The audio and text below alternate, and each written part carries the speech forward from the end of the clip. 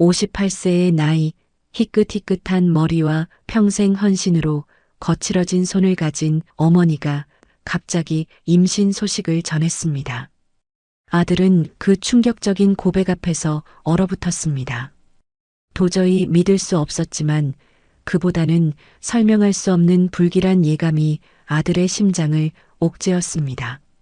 결국 아들은 진실을 확인하기 위해 몰래 어머니의 집안에 카메라를 설치했고 녹화된 영상은 그를 충격으로 주저앉게 만들었습니다. 화면 속 어머니의 온화한 미소 뒤에는 감히 상상조차 할 수 없는 끔찍한 비밀과 소름 돋는 음모가 숨겨져 있었습니다.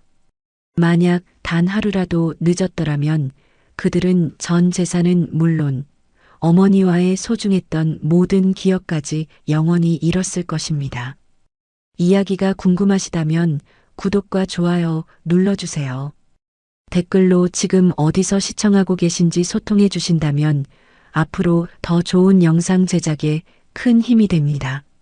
30대 후반의 가장인 준호는 오늘도 바쁘게 하루를 마무리하고 미래 건설 사무실이 위치한 도심을 벗어나 어머니 영희가 홀로 계신 외곽의 작은 주택으로 차를 몰고 있었습니다.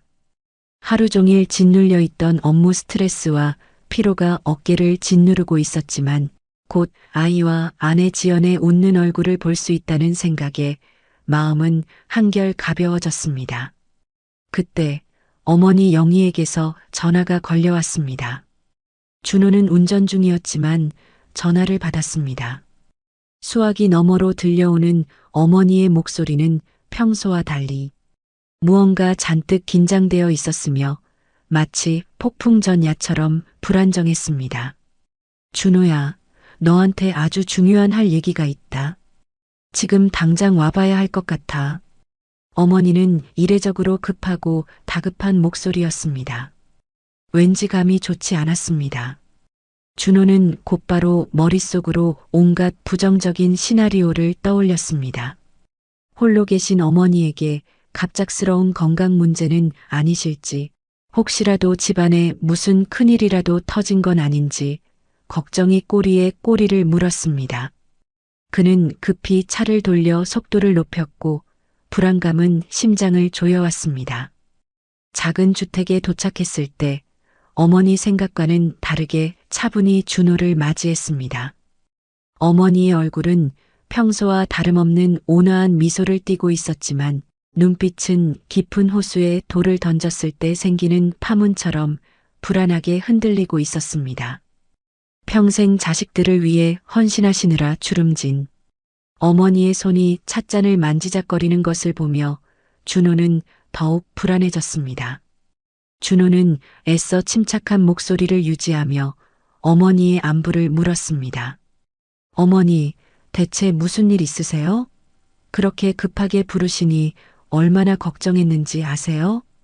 어디 아프신 곳이라도 있으세요? 어머니는 준호에게 따뜻한 차 한 잔을 따라 주었지만 한참 동안 침묵한 채 아들의 얼굴만 물끄러미 바라볼 뿐이었습니다. 긴 침묵 끝에 어머니가 마침내 입을 열었고 그 한마디는 준호의 세상 전체를 송두리째 뒤흔들었습니다. 준호야, 내가 아이를 가졌어. 준호는 자신이 귀를 의심했습니다. 심장이 쿵쾅거리고 머리가 어지러웠습니다. 올해 58세인 어머니의 임신이라니 이건 상식적으로도 의학적으로도 도저히 믿을 수 없는 이야기였습니다. 그는 떨리는 목소리로 되물었습니다. 어머니, 지금 농담이시죠? 제게 무슨 말씀을 하시는 겁니까? 어머니는 고개를 숙인 채 떨리는 손으로 찻잔만 만지작거리셨습니다. 병원에 다녀왔고 의사가 직접 확인해 주었다는 말에 준호는 더 큰 혼란에 빠졌습니다. 그러나 준호를 가장 큰 충격과 의혹에 빠뜨린 것은 아이의 아버지가 누구인가 하는 것이었습니다. 하지만 어머니는 끝내 침묵을 지키셨고 준호는 그 이유를 알 수 없었습니다. 하지만 무언가 이상하고 불길한 예감에 휩싸여 집으로 돌아왔습니다. 며칠 동안 준호는 불안감에 잠을 이룰 수 없었습니다. 58세의 임신 소식도 충격이었지만 아이의 아버지를 숨기는 어머니의 태도가 모든 것을 의욕으로 만들었습니다.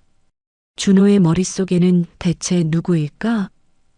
왜 어머니는 숨기시는 걸까? 무엇보다 이 일이 우리 가족의 명예와 평판에 어떤 영향을 미칠까? 등 수많은 질문들이 폭풍처럼 몰아쳤습니다. 그는 회사 일에도 집중할 수 없었고 어머니에 대한 걱정과 알 수 없는 의욕 사이에서 갈등했습니다. 준호의 아내 지연 역시 이 소식에 적잖이 충격을 받았습니다. 지연은 준호에게 의욕이 가득한 눈초리로 말했습니다. 여보, 이건 너무 이상하잖아. 아무리 생각해도 말이 안 돼. 어머님이 혹시 누구한테 사기라도 당하신 거 아니야? 당신이 확실하게 알아봐야 해. 이건 그냥 노년의 로맨스 문제가 아니잖아. 아내의 현실적이고 단호한 말은 준호의 이성을 더욱 자극했습니다.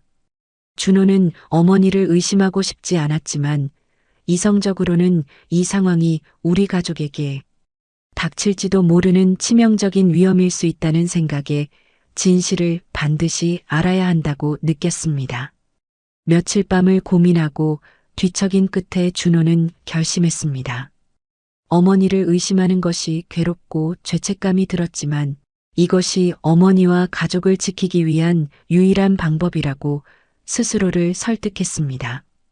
그는 회사 동료에게 부탁하여 전문가용 초소형 무선 카메라를 구했습니다. 그것은 어머니가 전혀 눈치채지 못하도록 교묘하게 위장된 형태였습니다. 준호는 퇴근 후 어머니의 집을 방문하여 어머니가 잠깐 부엌에 가신 틈을 타 거실의 작은 화분 뒤에 초소형 무선 카메라를 몰래 설치했습니다. 그의 손은 떨렸고 심장은 금방이라도 터질 듯 뛰었습니다. 그는 초소형 무선 카메라가 단순한 오해와 의혹만 풀어주기를, 그리고 어머니의 온화한 미소 뒤에 숨겨진 것이 아무것도 없기를 간절히 바랐습니다.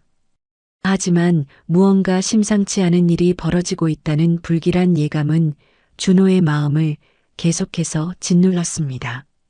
이제 준호는 자신을 그 자리에서 주저앉게 만들 수도 있는 어머니 집 거실에 숨겨진 비밀을 담은 영상을 확인하기 위해 초조한 기다림을 시작했습니다. 이 영상이 단순한 오해를 풀 실마리가 될지 아니면 가족의 불행을 알리는 비극적인 단서가 될지는 아직 알 수 없었습니다. 초소형 무선 카메라 설치 후 준호는 며칠 동안 초조함과 불안함 속에서 어머니의 일상을 관찰했습니다. 회사를 다니는 척했지만 그의 마음은 온통 어머니 집 거실에 가 있었습니다. 아내 지연에게도 이 사실을 숨긴 채 홀로 감당해야 하는 비밀은 준호의 어깨를 더욱 무겁게 짓눌렀습니다. 퇴근 후 집에 돌아와 지연과 아이를 재운 뒤 준호는 조용히 휴대폰으로 녹화된 영상을 확인하는 것이 일과였습니다. 첫째 날과 둘째 날 녹화된 영상은 지극히 평범했습니다. 어머니는 거실을 청소하고 소박하게 밥을 지어 드시고 텔레비전을 보셨습니다. 일상적인 고요함은 준호에게 안도감을 주었지만 동시에 그가 괜한 의심을 하고 있다는 죄책감을 안겨주기도 했습니다.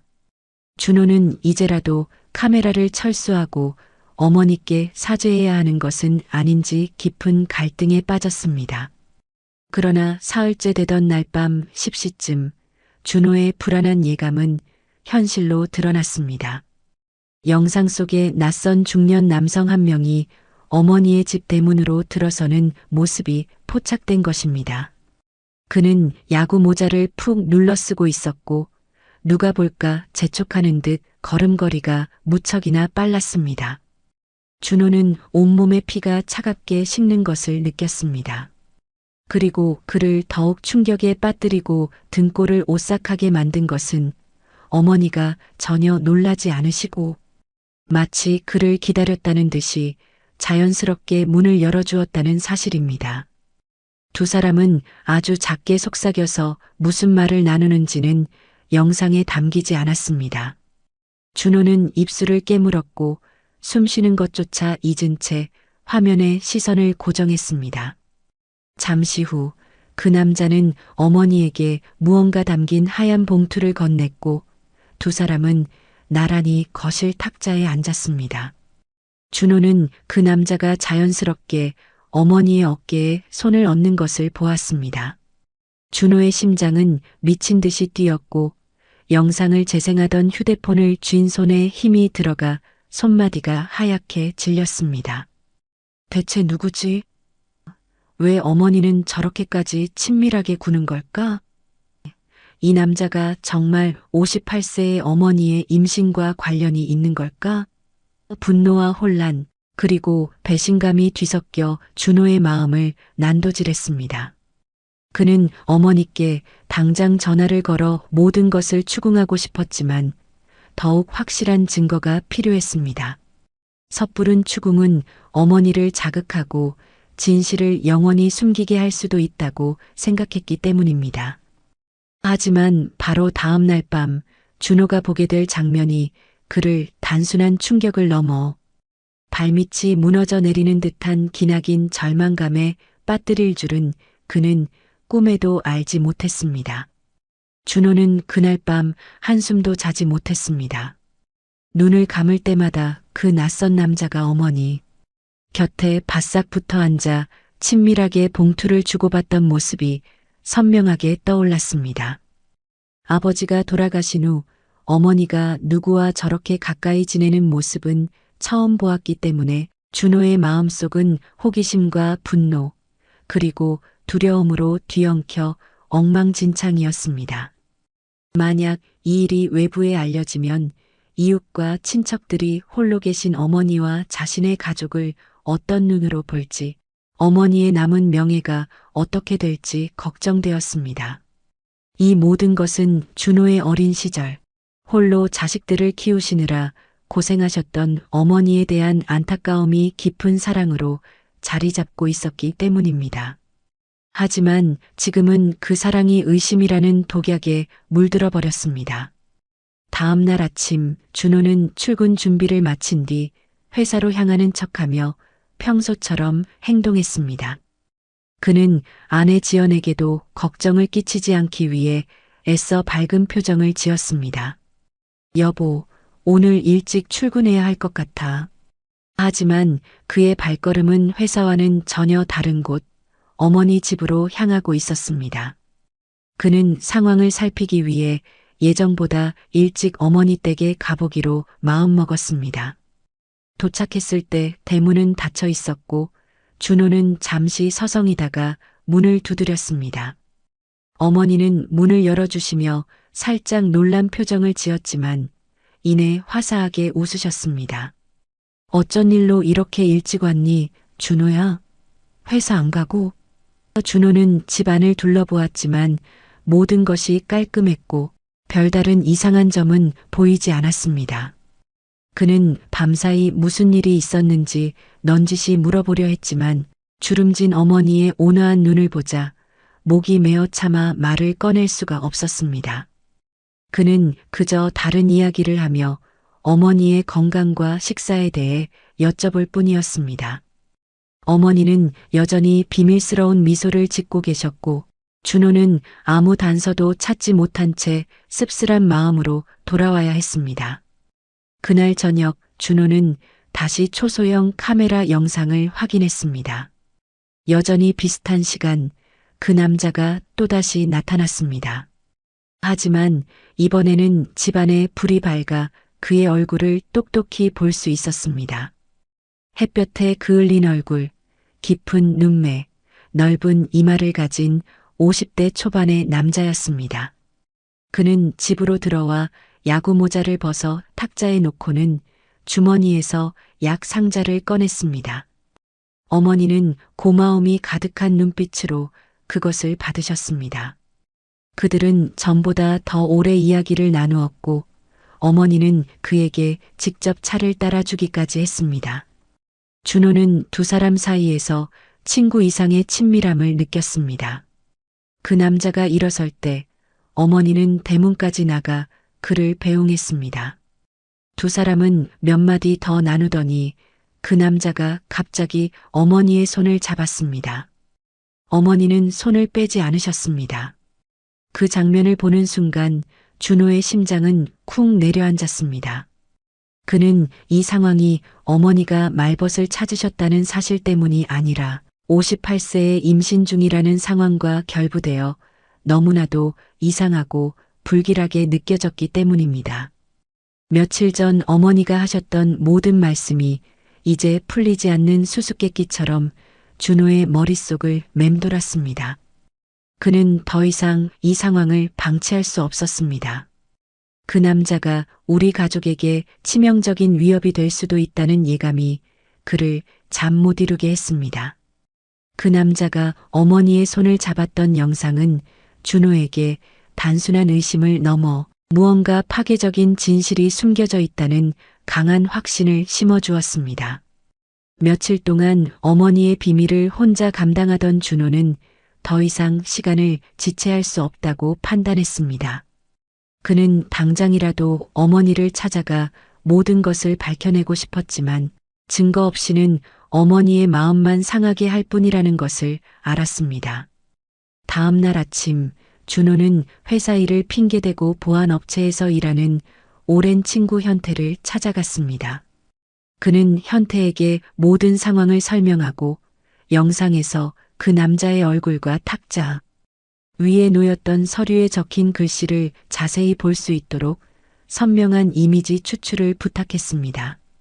현태는 준호의 이야기를 듣고 평소에 장난기 가득한 표정을 지었습니다.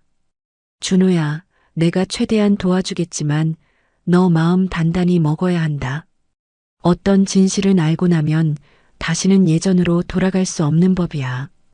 현태의 진심 어린 경고는 준호의 마음속에 불길한 예감을 피어오르게 했습니다. 하지만 준호는 억지 웃음을 지으며 괜찮다고 대답했고 자신이 곧 마주하게 될 진실이 모든 것을 바꿔놓을 줄은 상상도 하지 못했습니다. 준호는 곧바로 집 근처의 조용한 카페에 앉아 현태의 연락을 초조하게 기다렸습니다. 겨울의 쌀쌀한 날씨였지만 준호의 마음은 불타는 듯 초조했습니다.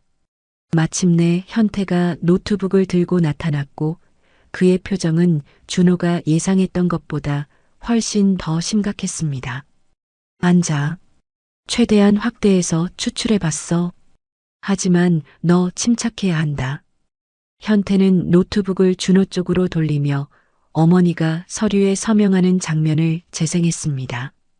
현태의 처리 프로그램을 거치자 이미지는 훨씬 선명해졌습니다. 준호는 커피잔을 쥔 손의 마디가 하얗게 질릴 정도로 힘을 주었습니다. 준호의 눈은 서류 제목에 고정되었고 그는 그 제목을 읽는 순간 몸서리를 쳤습니다. 상속권 및 법적 후견인 확인서였습니다. 그 제목 아래 후견인의 이름이 선명하게 적혀 있었습니다. 오태식? 준호는 어머니께 그 이름을 들어본 적도 만나본 적도 없었습니다. 하지만 그를 숨막히게 만든 것은 서류 맨 아래쪽의 내용이었습니다. 김영애 씨의 태아에 대한 후견인. 오태식은 단순히 어머니와 관련된 사람이 아니라 아직 태어나지도 않은 아이의 법적 후견인으로 기록되어 있었던 것입니다. 왜 어머니는 이런 서류를 작성하셨을까? 두 사람은 대체 무슨 관계일까? 그리고 저 아이는 정말 누구의 아이란 말인가? 준호의 머릿속에 수많은 질문이 폭풍처럼 몰아쳤습니다. 그는 쉬어버린 목소리로 현태에게 물었습니다. 이 사람에 대해 더 알아봐 줄 수 있어? 현태는 고개를 끄덕였습니다. 대충 알아봤어. 오태식 51세. 과거에 장거리 운전 기사로 일했고 재산 분쟁 사건으로 고소당한 적이 있지만 증거 불충분으로 풀려났다더군. 현재는 이 근처에서 혼자 살고 있다고 해. 그 말을 듣는 순간 준호는 등골을 타고 차가운 기운이 흘렀습니다. 왜 이렇게 의심스러운 전력을 가진 사람이 하필 지금 홀로 계신 어머니의 인생에 나타난 것일까? 준호는 몇 달 전 어머니가 몸이 안 좋아 밭일을 도와줄 사람이 필요하다고 하셨던 말이 떠올랐습니다. 혹시 그때부터 접근했던 것은 아닐까? 준호는 사기의 냄새가 난다고 생각했습니다.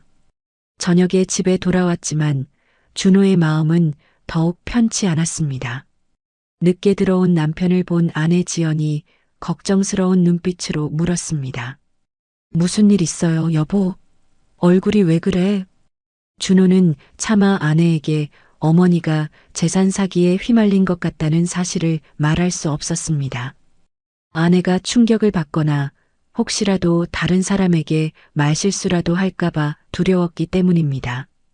그는 그저 회사 일 때문에 걱정하지 말라고 얼버무렸지만 아내의 캐묻는 듯한 눈빛은 준호를 더욱 압박했습니다.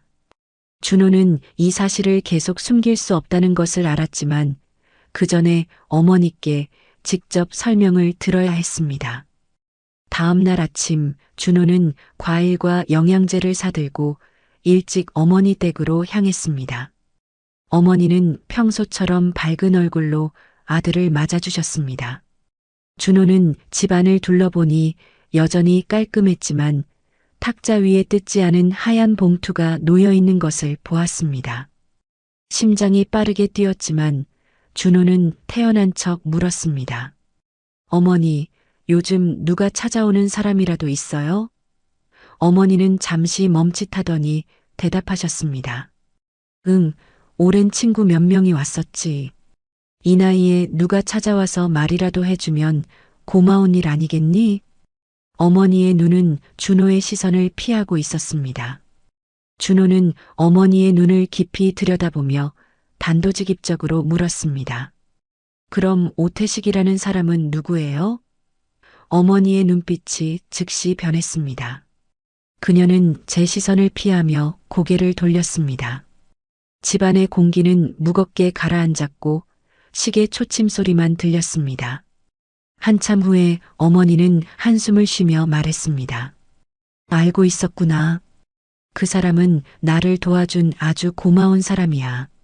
거의 1년 전에 내가 시장에서 쓰러졌는데 오 선생이 나를 병원에 데려가 며칠 동안 돌봐줬어. 그 후로 서로 왕래하게 됐지.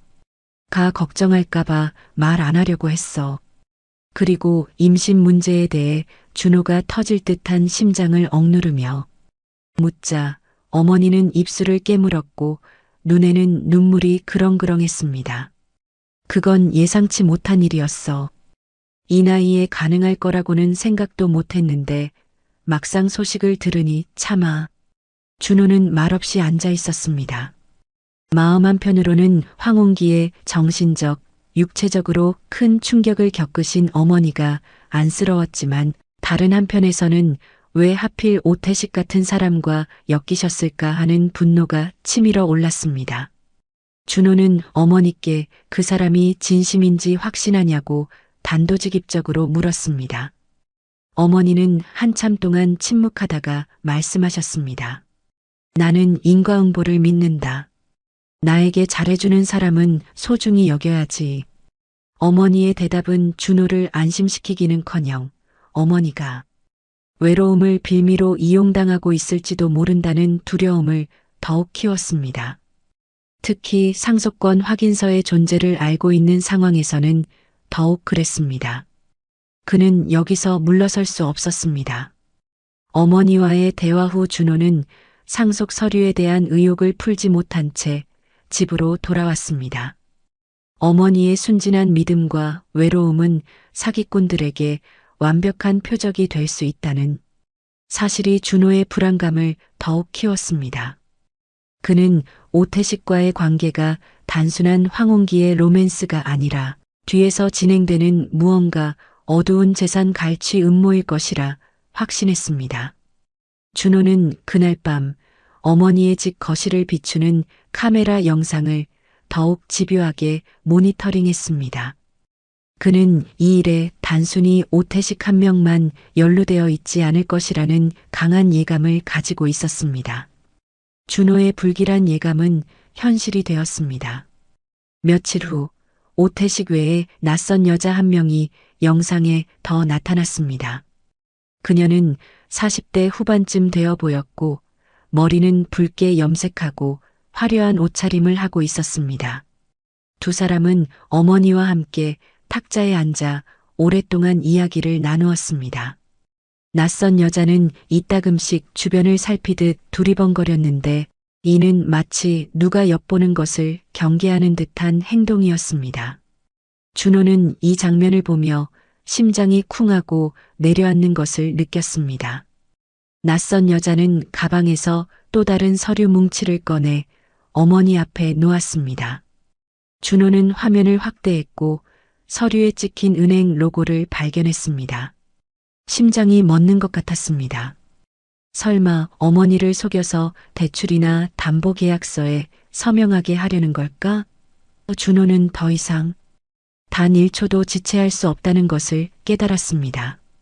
그가 밝혀낼 진실이 온 가족을 뒤흔들 수도 있겠지만 지금 침묵한다면 그는 아무도 예상치 못한 방식으로 어머니의 모든 것을 잃게 될 것이었습니다. 다음 날 준호는 회사에 반차를 내고 곧장 어머니 댁으로 향했습니다.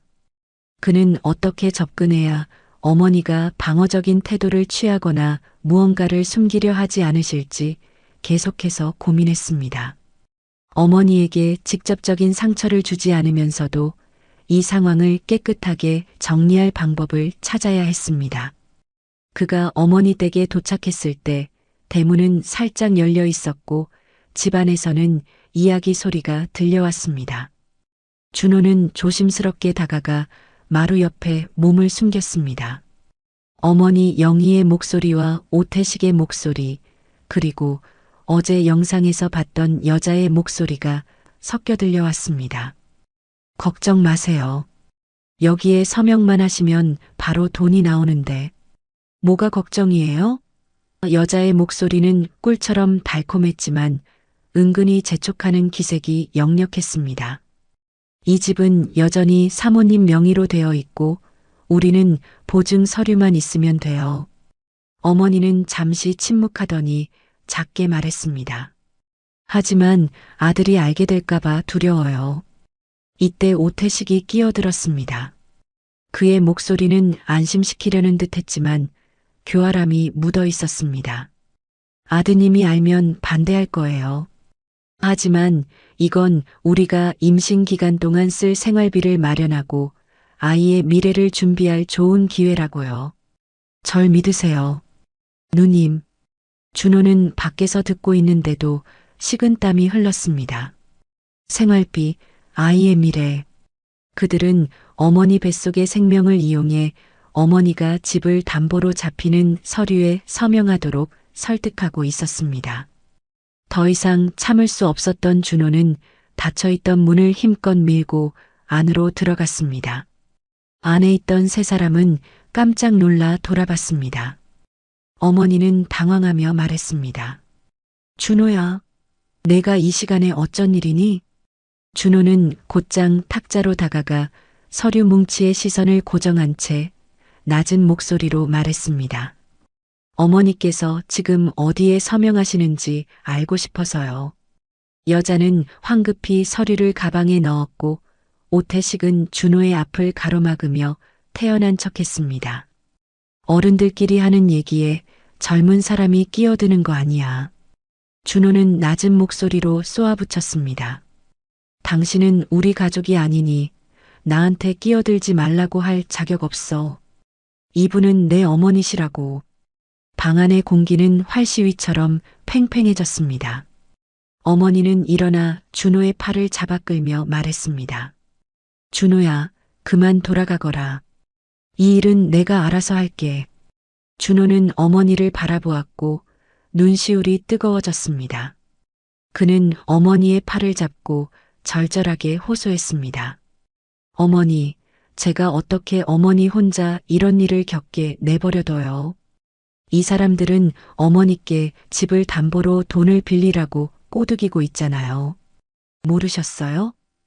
어머니는 잠시 멈칫했고 눈빛이 흔들렸습니다.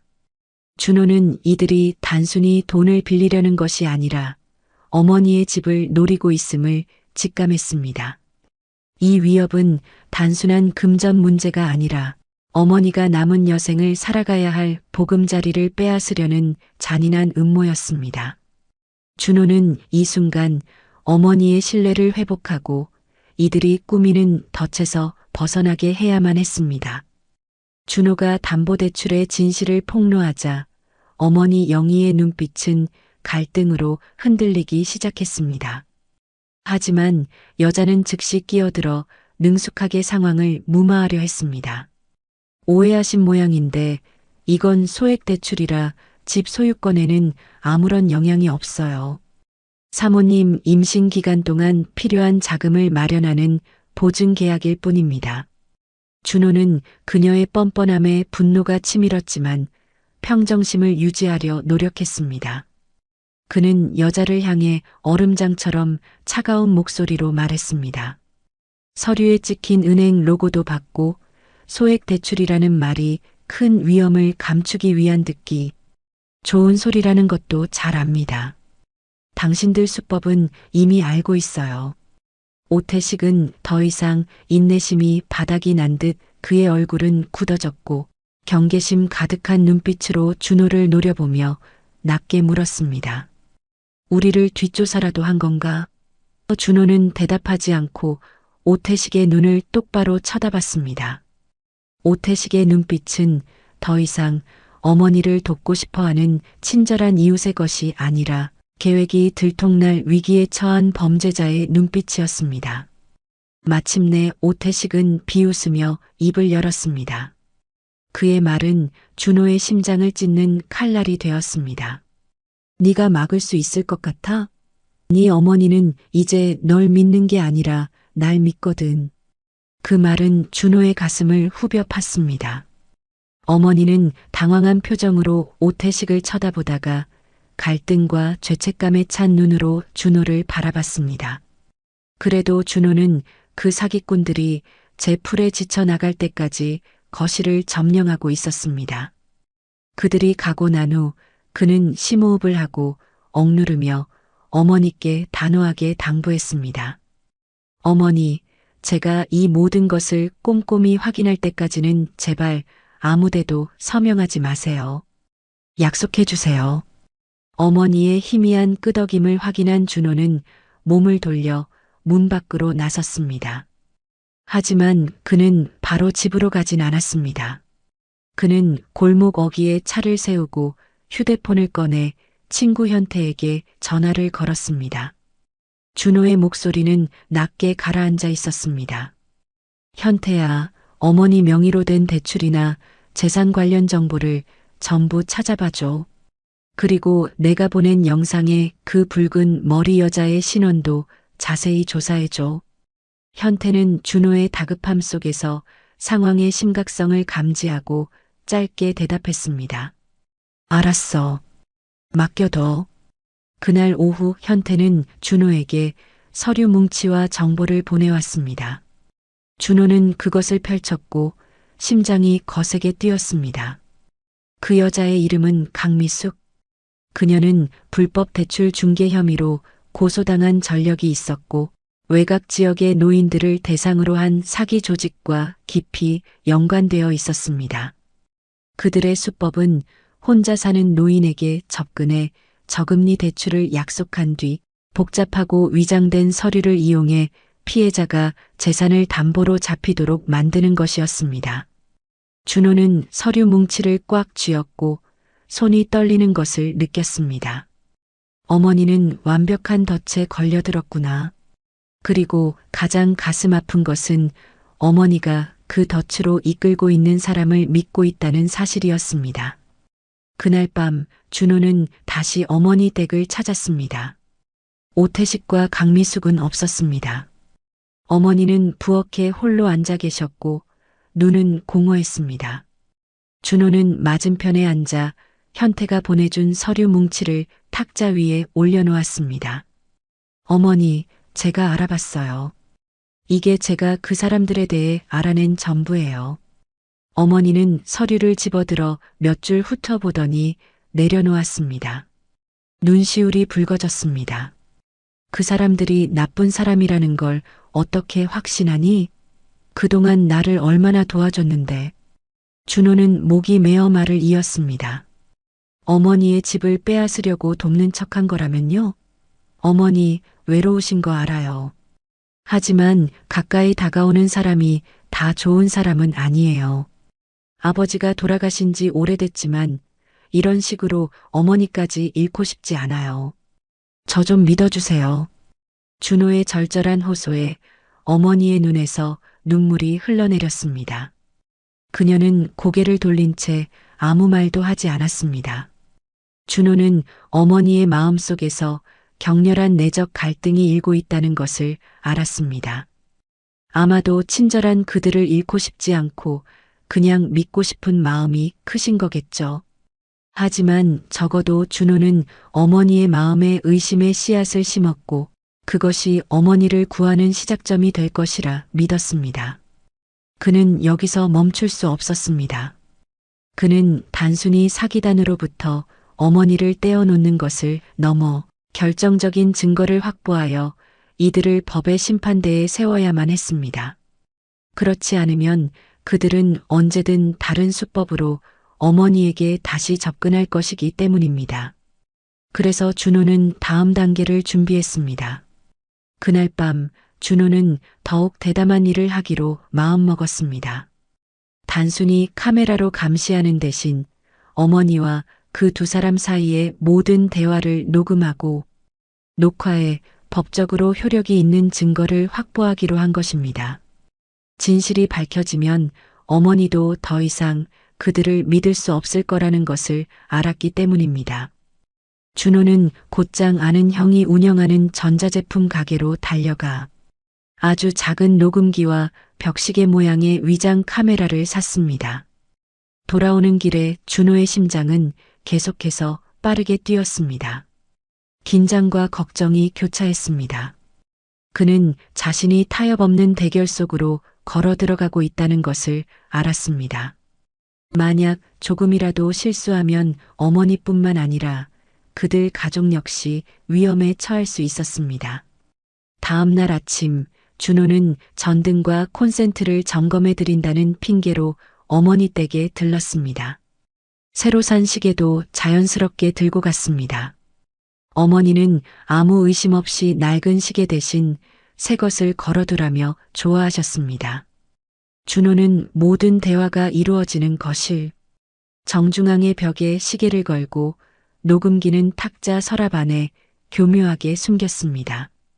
그는 모든 녹화 및 녹음 장비를 작동시키고 돌아섰습니다. 그날 준호는 어머니와 함께 점심을 먹었습니다. 고등어구이와 몇 가지 밑반찬이 전부인 소박한 밥상이었지만 준호는 어머니와 자신 사이에 여전히 보이지 않는 벽이 존재함을 느꼈습니다. 어머니는 오태식과 강미숙에 대한 언급을 피하셨고 준호는 어머니가 경계하지 않도록 태연하게 행동했습니다. 저녁에 집으로 돌아온 준호는 위장 카메라를 휴대폰과 연결했습니다.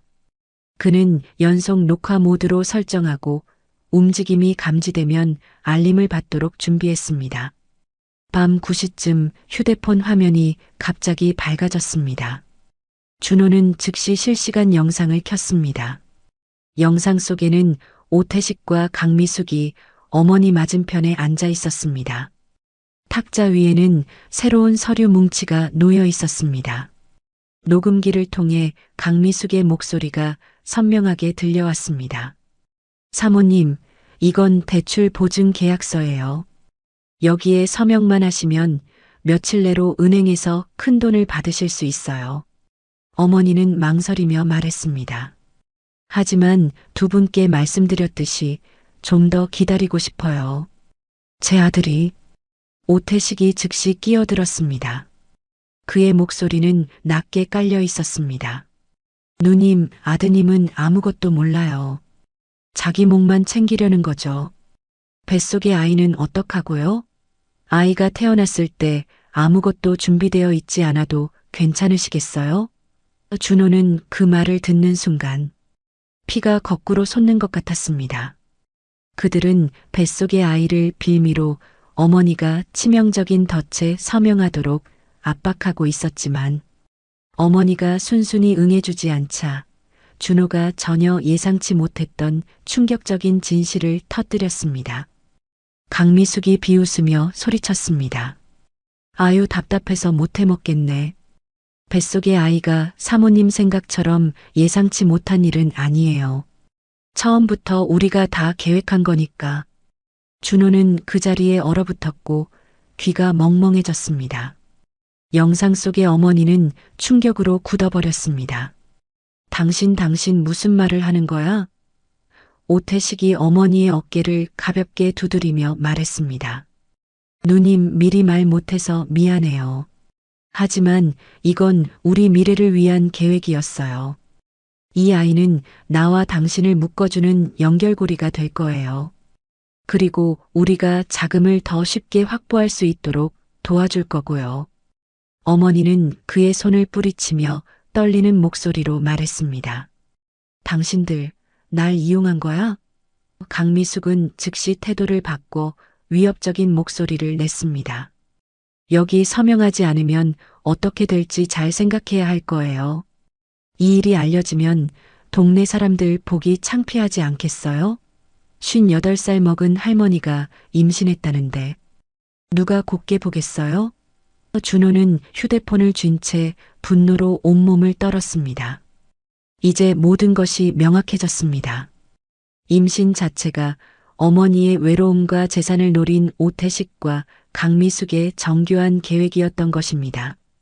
어머니 뱃속의 아이가 진짜든 아니든 그들에게는 그저 집 담보를 잡기 위한 하나의 장기말에 불과했습니다.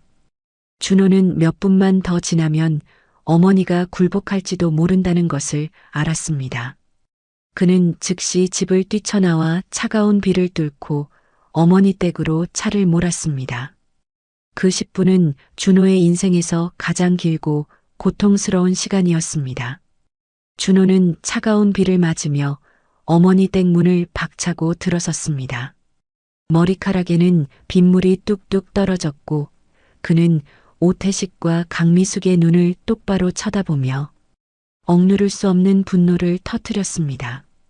방금 두 사람이 나눈 대화 전부 다 듣고 녹음했습니다.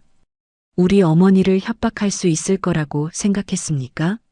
강미숙의 얼굴이 하얗게 질렸고 오태식은 애써 침착함을 유지하려 했습니다. 함부로 말하지 마. 준호는 휴대폰을 꺼내 방금 녹음한 파일을 재생했습니다. 그들의 목소리가 방 안에 또렷하게 울려 퍼졌습니다. 어머니 영희는 창백해진 얼굴로 입술을 파르르 떨었습니다. 오태식은 더듬거렸고 강미숙는 황급히 일어서며 나는 이제 가봐야겠어. 갑시다. 라고 오태식을 재촉했습니다. 준호는 한 걸음 앞으로 나아가 그들을 막아섰습니다. 어디를 가시든 마음대로 하세요. 하지만 내일 저는 이 녹음 파일을 가지고 경찰서로 갈 겁니다. 그들은 서로를 쳐다보더니 험악한 눈빛을 남긴 채 서둘러 도망쳤습니다. 문이 닫히자 어머니는 의자에 주저앉아 눈물을 쏟아내셨습니다.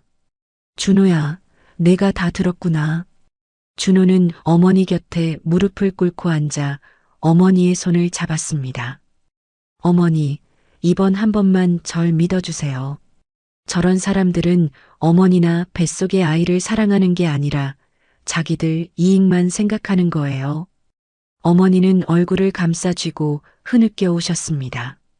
준호는 그 눈물이 고통과 수치심 그리고 자신이 속았다는 후회가 뒤섞인 눈물이라는 것을 알았습니다. 그는 어머니가 외로움을 틈탄 계략에 당하셨다는 사실이 그저 안쓰러울 뿐이었습니다. 다음 날 아침 준호는 어머니와 함께 가까운 여성병원으로 향했습니다. 어머니는 집안일이 바쁘다는 등 온갖 핑계를 대며 거절하셨지만 준호는 단호했습니다. 어머니께서 안 가시면 제가 의사 선생님을 집으로 모셔올 거예요. 더 이상 아무도 이 일을 빌미로 어머니를 괴롭히지 못하도록 확실한 결과를 알고 싶어요. 준호의 단호한 말에 어머니는 고개를 끄덕이셨습니다. 준호의 아내 지연의 지인인 원장님은 검사를 진행했고 약 30분 후 준호를 불렀습니다. 원장님은 진지한 목소리로 말했습니다. 초음파 검사와 기본 혈액 검사를 진행했는데 결과적으로 어머님께서는 임신 상태가 아니세요. 준호는 망연자실했습니다. 원장님은 누군가 고의로 잘못된 진단을 내렸거나 속임수를 써서 어머니가 그렇게 믿게 만들었을 가능성이 높다고 설명했습니다. 어머니 영희는 고개를 숙인 채 떨리는 손을 무릎 위에 올려놓았고 눈에서는 눈물이 흐르기 시작했습니다. 그럼 전부 다 거짓말이었단 말이니.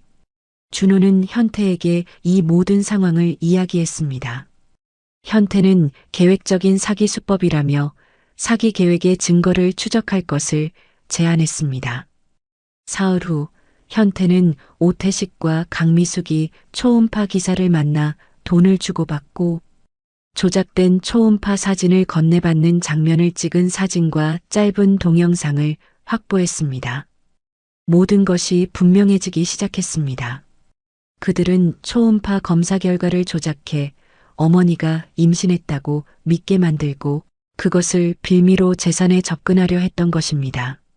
준호는 더 결정적인 증거를 확보하기 위해 아내 지연과 상의했고 지연은 목돈 투자 고객으로 위장하여 강미숙을 만나는 미끼 역할을 자처했습니다.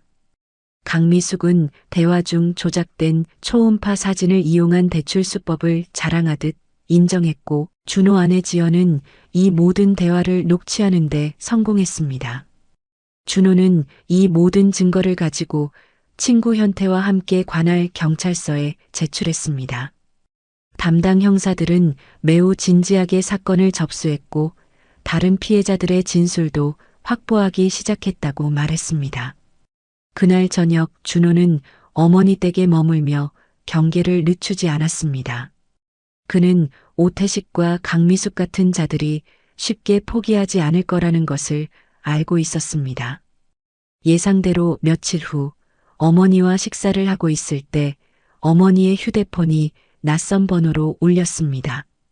어머니는 스피커폰으로 전화를 받았고 강미숙의 목소리가 들려왔습니다.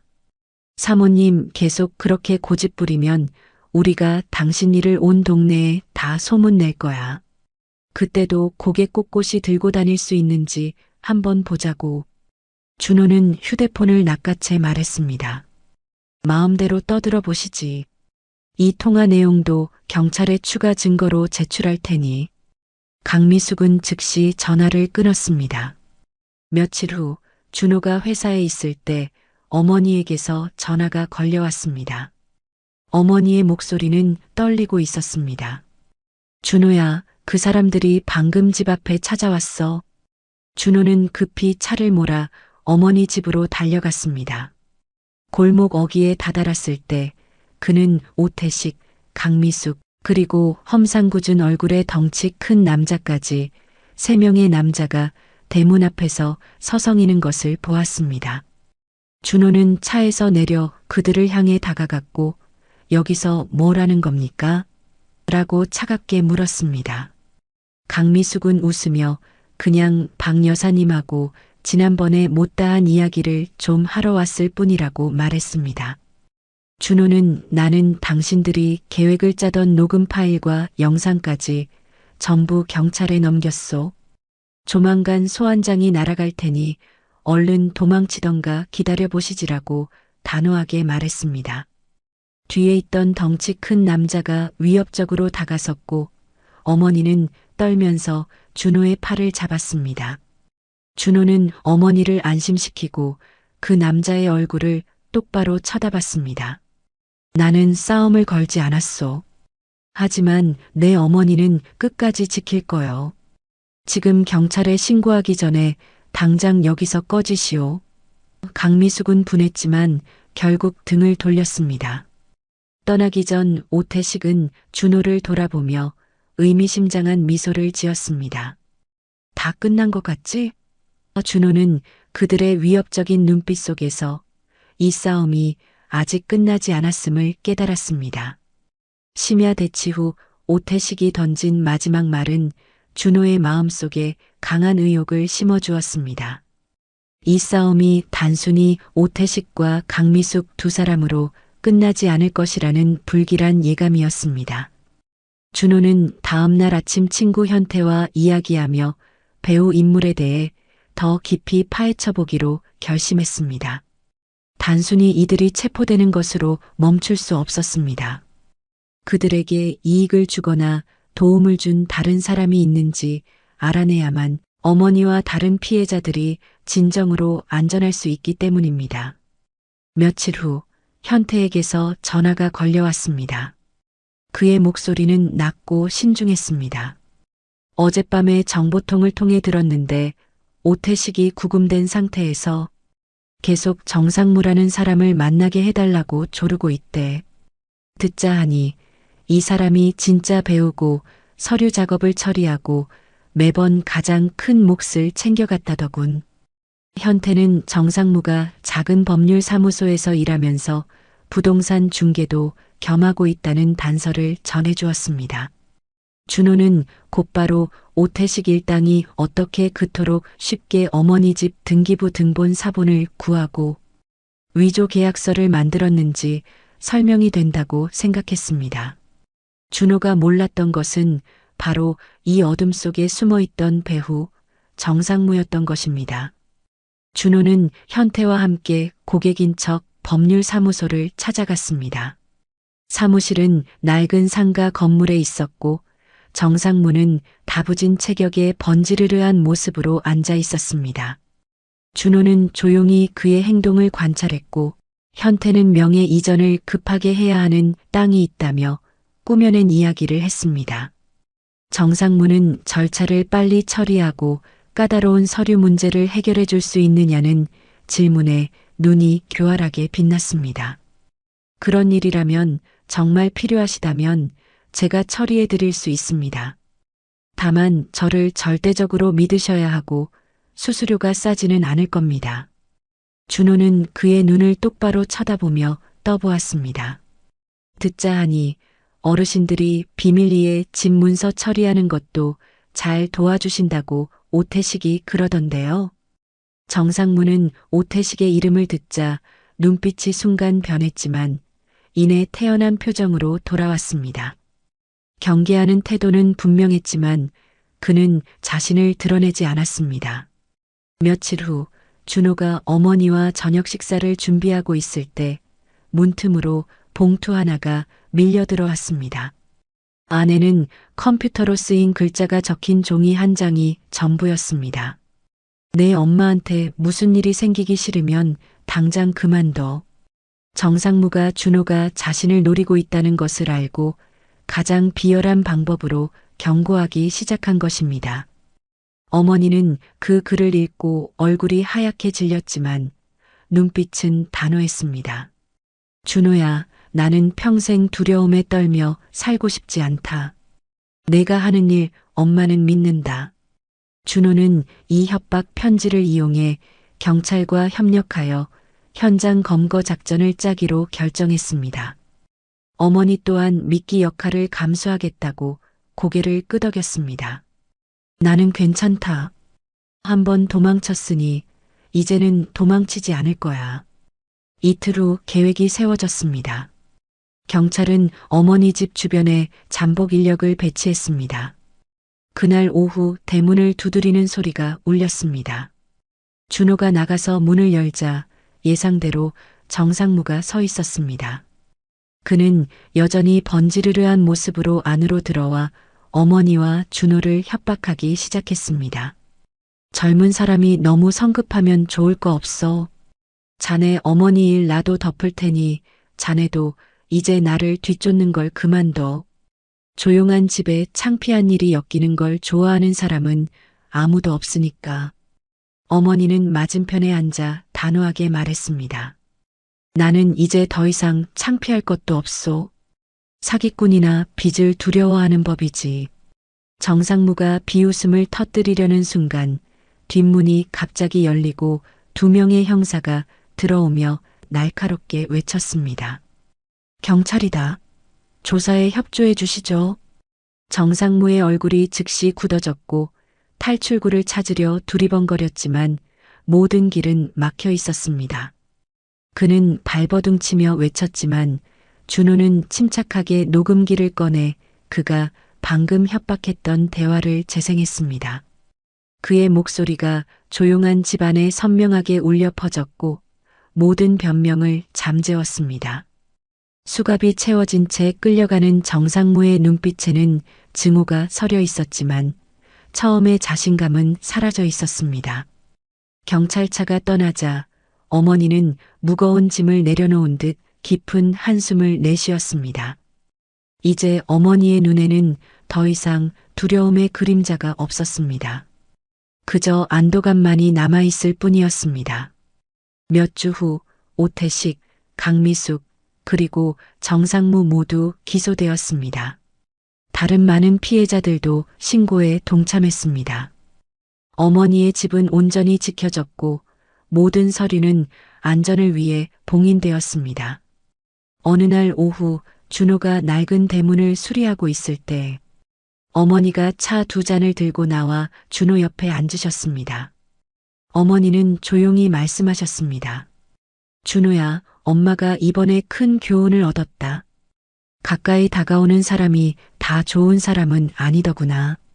마음이 약해질수록 더 정신을 바짝 차려야 한다는 걸 깨달았어. 준호는 어머니를 보며 미소 지었습니다. 저도 배운 게 있어요. 아무리 힘들어도 우리가 함께하면 누구도 우리를 갈라놓을 수 없다는 거요. 저녁 바람이 마당 앞 나무 사이를 스쳐 지나갔습니다. 폭풍은 지나갔고 준호는 이제부터 어머니와 자신이 평온하게 하지만 이전처럼 안일하지 않게 살아갈 것이라는 것을 알았습니다. 오늘 이야기를 끝까지 들어주셔서 감사합니다. 영상 보시고 느끼신 감정, 댓글로 함께 나눠주세요. 여러분의 한마디가 누군가에겐 큰 위로가 될 수 있습니다. 영상이 마음에 드셨다면 구독과 좋아요로 응원 부탁드립니다.